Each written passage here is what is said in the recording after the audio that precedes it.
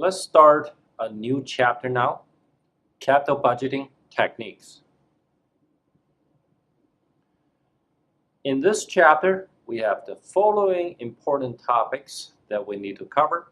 Number one, we'll study payback period. Number two, net present value. Number three, internal rate of return. And then number four, mutually exclusive projects and conflicts between IRR, internal rate of return, and NPV, net present value. The last topic that we need to cover is the modified IRR, also call it MIRR. Now, let's look at payback period. First of all, let's define capital budgeting. So what is capital budgeting? Capital budgeting typically involves analysis of addition to fixed assets. So a project that has to be addition to fixed assets. Now, that project typically is a long-term project and they last for more than 1 year. And that project usually involves a large capital expenditures. And this project is very important for the survival and the growth of the company. There are two types of projects, the independent projects versus the mutually exclusive projects. Now, what's the difference between independent projects and the mutually exclusive projects? Independent projects means when you have multiple choices of projects, taking project A has nothing to do with the decision on project B. So what is the difference between independent projects and the mutually exclusive projects? For example, if we are facing two options, project A and project B. If these two projects are independent projects, that means the decision on project A, whether to accept it or reject it, has nothing to do with the decision on project B. So accepting A does not affect the decision on B. Mutually exclusive projects, however, is different. If project A and project B are mutually exclusive projects, then that means if we accept project A, we cannot accept project B. We have to reject project B. Now, if we accept project B, then we have to reject project A. For example, if a company wants to buy some computers, workstation computers, for its operation, there are two choices. The company can either buy PC or buy Mac. So that will be mutually exclusive projects. If the company has limited resources, they can't buy both. So if the company buys PC, then they cannot buy Mac. If they buy Mac, then they cannot buy PC. So these are mutually exclusive projects. Now, the capital budgeting decision criteria, we'll talk about these one by one. So here, the payback period doesn't have a specific criteria. The net present value, as long as the net present value is positive, then that will be a project that's going to be profitable. Internal rate of return, that has to be higher than the hurdle rate. Typically, that's the cost of capital or weighted average cost of capital.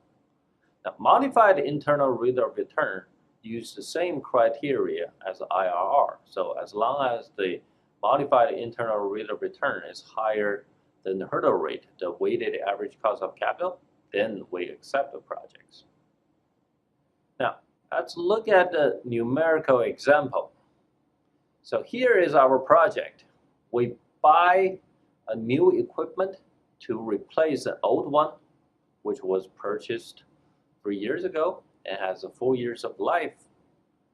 So this project, we estimate its cash flows. At time 0, there's a cash outflow, $146,500, which is negative. That means it's a cash outflow.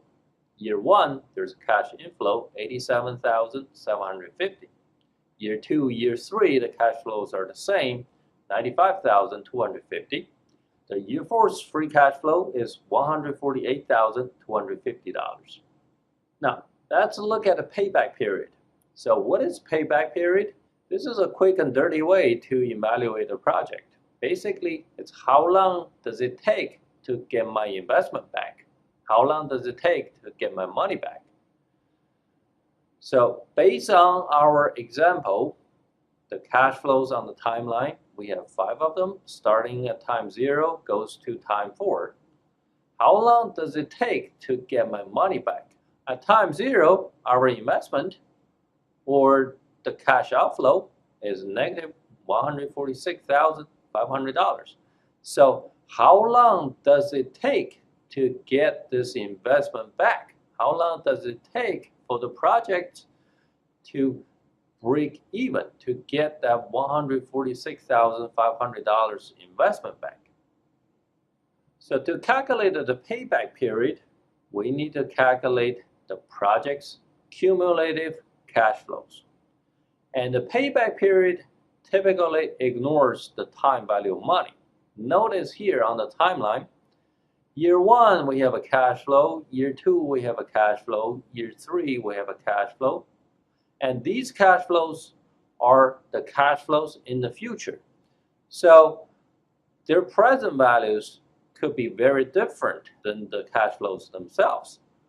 So by ignoring the time value of money, then we can easily calculate the cumulative cash flows.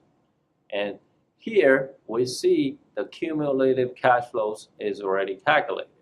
Now, let's use one example to see how the cumulative cash flows is calculated. Remember on the timeline, these are our cash flows. So initial cash outflow at time 0, negative $146,500. At the end of Year 1, we make $87,750.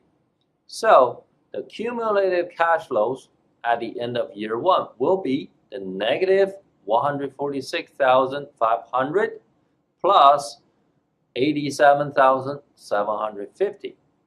As a result, at the end of Year 1, our cumulative cash flow is negative $58,750. Now, that means at the end of Year 1, we still have this much money to generate to break even. In Year 2, at the end of Year 2, our cash flow is $95,250. So to calculate the cumulative cash flow at the end of Year 2, this is what we will do. We'll add $95,250 to the cumulative cash flow at the end of Year 1, which is negative $58,750. So that will give us the cumulative cash flow at the end of Year 2. So that will be $36,500. And then we can go ahead to calculate Year 3's cumulative cash flow, which is Year 2's cumulative cash flow, $36,500 plus $95,250. That will give us $131,750. And then we can also calculate the cumulative cash flow at the end of Year 4. And that should give us $280,000. Now, when does the break-even happen? Well, if we observe the cumulative cash flow, at what point the cumulative cash flow turned positive? Well, at the end of Year 1, the cumulative cash flow was still negative. However, at the end of Year 2, the cumulative cash flow becomes positive. So the break-even must happen sometime between the end of Year 1 and the end of Year 2, so during the second year. Now, exactly when does the break-even happen during the second year?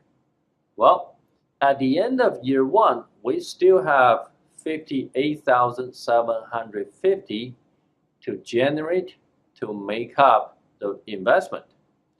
So in the entire second year, in total, we generate $95,250.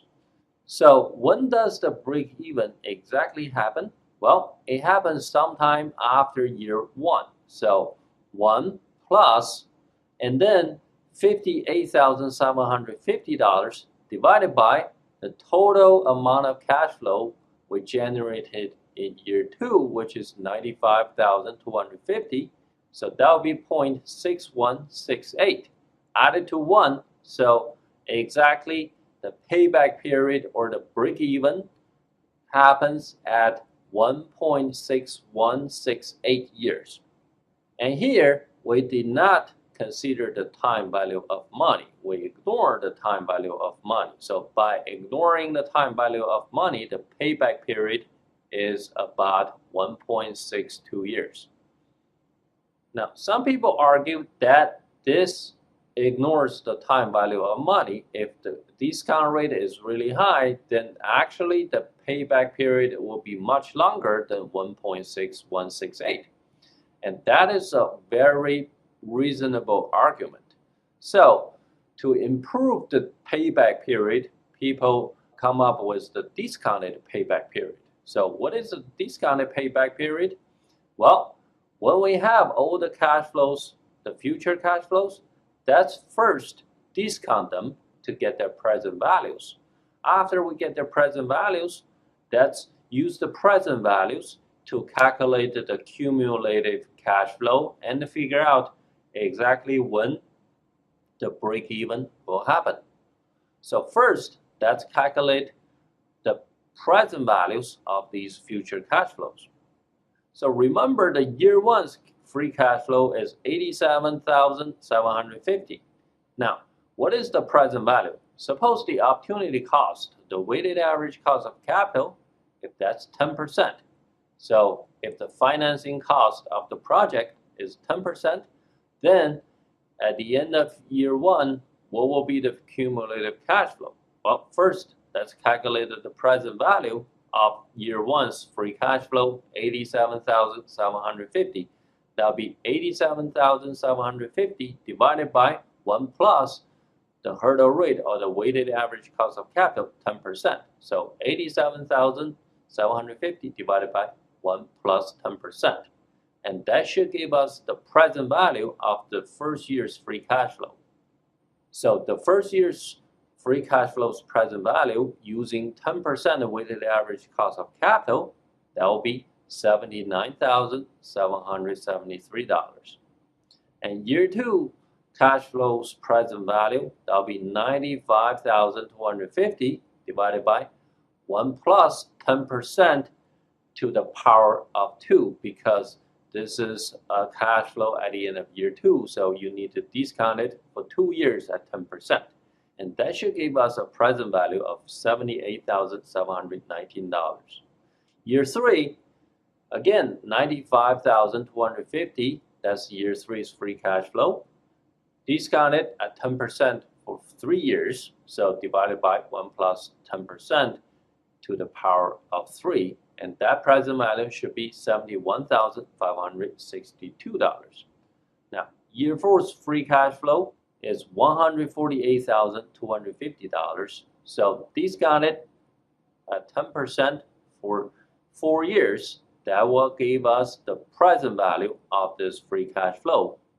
So that will be $101,257. Now, based on the present values of these future free cash flows, let's calculate the cumulative cash flow.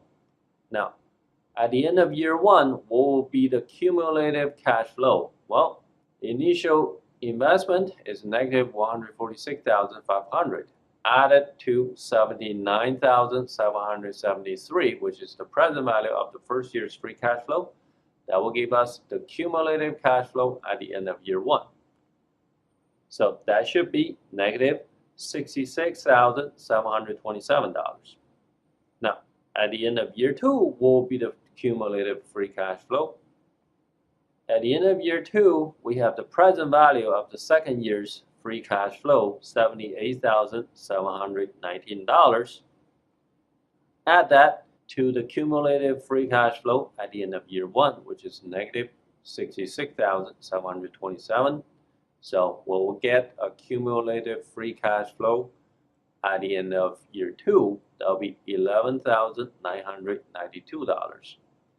And then year 3's free cash flow's present value added to that cumulative cash flow at the end of year 2. That will give us the cumulative cash flow at the end of year 3, $83,554. And then so on, we can calculate the cumulative cash flow at the end of year 4, so $184,811. Now, by observing the cumulative cash flows based on the present values of free cash flow, we see that the break-even must happen sometime between year 1 and year 2, so during year 2. Now, exactly when does that break-even happen? Well, at the end of year 1, we see that we still have $66,727 to make up to break even. And in year 2, in total, we generated a present value of $78,719 worth of cash flow. So exactly when does this discounted payback period happen? 1 plus 66,727 divided by 78,719. So it will be 1.8477. And compare this discounted payback period to the payback period, we can see that the discounted payback period is slightly longer. Well, this is reasonable because by discounting the free cash flows in the future, present value will be a smaller number. Therefore, it takes longer to get your investment back.